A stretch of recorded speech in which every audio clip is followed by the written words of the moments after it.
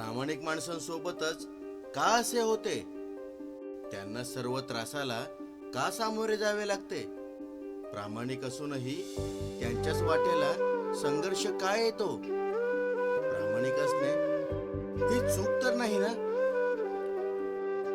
प्रामाणिकपणे जगणारी माणसे आज त्या रांगेत चालणाऱ्या मुंग्यांसारखी झाली आहेत, जी कोणीतरी चुकून पाय ठेवला किंवा मुद्दाम चिरडलं तरीही कुणाचं लक्ष जात नाही.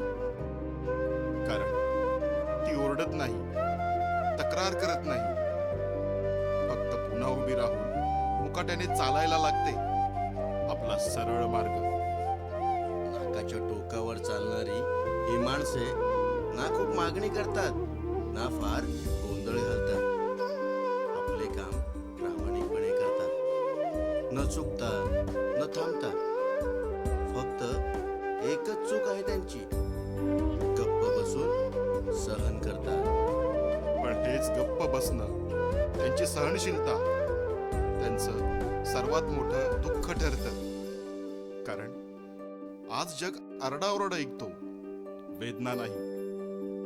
दाखवणाऱ्याला दाद देतो आणि सहन करणाऱ्याला दुर्लक्षित करतो.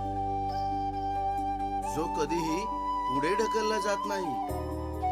प्रामाणिक मेहनत घेऊन सुद्धा जो दुर्लक्षित केला जातो, त्याच्या वाट्याला ना कौतुक येतं ना न्याय. कधी कधी वाटतं प्रामाणिक असणं म्हणजे चुकीचं तर नाही ना.